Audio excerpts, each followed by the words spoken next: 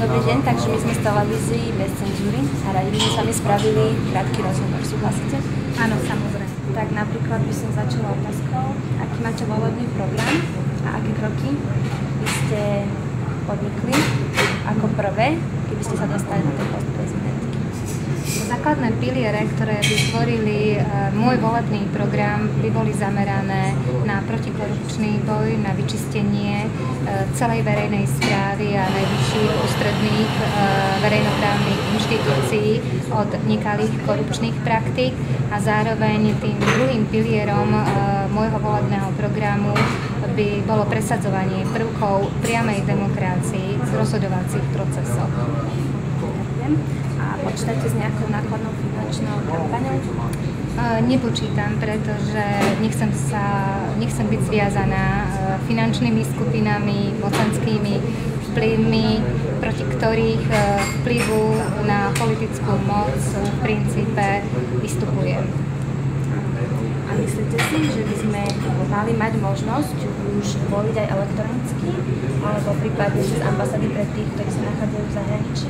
Určite áno, pretože je veľmi veľká skupina Slovákov, ktorí žijú v zahraničí, žiaľ aj tých, ktorí sú nútení za súčasných sociálno-ekonomických podmienok na Slovensku za prácou a za obživou vycestovať do zahraničia. A viem, že mnohým Slovákom, ktorí sa mi ozývajú, chýbajú. Motívy, ktoré ma viedli k tomu, aby som zvažovala moju možnú kandidatúru na post prezidentky, boli v značnej miere ovplyvnené aj žiadosťami a prosbami Slovákov pracujúcich v zahraničí, aby som sa pričinila o zmenu pomerov našej krajiny, ktorá im neumožňuje vo vlastnej zemi plnohodnotne žiť a sa rozvíjať. Jasne. A odkázali by ste niečo takýmto Slovákom v zahraničí? Odkázala by som im, aby nám držali palce v zápase, ktorý stojí pred nami, aby na nás mysleli vo výzve, ktorú mám aj ja pred sebou, spolu s priaznivcami a sympatizantmi môjho občianskeho a politického poslaneckého úsilia. A ďalej by som sa vás opýtala, či si nemyslíte, že slovenský občan má predsudky, čo sa týka veku alebo pohľavia kandidáta na prezidenta? Ja si myslím, že doba je tak napätá a situácia je tak vážna, že všetky predsudky, ktoré sa týkajú pohlavia, veku, pôvodu, musia ísť stranou. Ďalšia otázka. Čo si myslíte o nevyšetrenej kauze Gorila? Myslím si, že nie je správne nezaoberať sa touto kauzou a práve jej neobjasnenie, nevyšetrenie a nevyvedenie dôsledkov z nej spôsobuje ďalšiu legitimizáciu korupčných metód a korupcie ako normy a štandardnej pracovnej metódy i v súčasných parlamentných podmienkach. Jednoznačne sa zastávam toho, aby politici, ktorí sú podozriví z účasti v tejto kauze, z priameho vystupovania v tejto kauze a voči ní boli znesené dôsledky. Aby bola vyvodená zodpovednosť, aby sa tak politická scéna vyčistila. Aký máte postoj k zotrovaniu, prípadne vystúpeniu Slovenska z Európskej únie?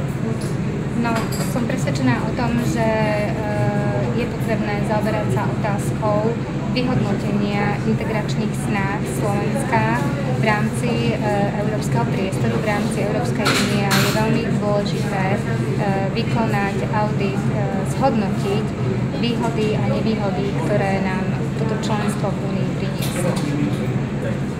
A váš názor na prípadné zrušenie systému politických strán?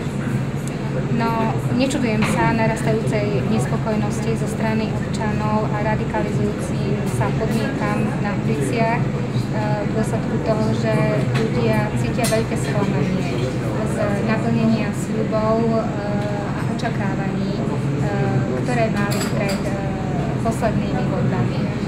Ukazuje sa v parlamentnej praxi, že je čím ďalej tým väčší rozdiel medzi tým, čo tie, ktoré strany ľuďom pred voľbami sľúbili a čo v skutočnosti vykonávajú.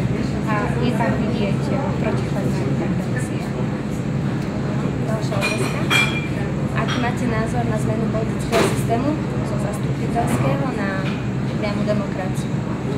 Tak ako som sa už v úvode vyjadrila, ja som zástancom čo najvyššej účasti a participácie občanov na správe vecí verejných, účasti občanov vo vážnych rozhodovacích procesoch. Som zástancom presadzovania prvkov priamej demokracie. A v podstate aj kandidatúra na post prezidentky by k posilneniu tohto snaženia mala viesť. Vy by ste súhlasili s návratom slovenskej koruny? Myslím si, že aj náš vstup do eurozóny je potrebné prehodnotiť. A je potrebné otvoriť všeobecnú, odbornú aj laickú diskusiu na tému, ako sa vysporiadame nielen s prípadnou zmenou meny, ale aj ako prehodnotíme, aké dôsledky vyvodíme z nášho členstva v rámci Európskej únie. Myslím si, že je potrebné posilňovať snahy a úsilie o našu surovinovú a potravinovú samostatnosť a bezpečnosť, nezávislosť. Tu sme v rámci nášho vstupu do Európskej únie značne stratili. Ďakujem za váš čas. Ďakujem. Ďakujem. Dovidenia.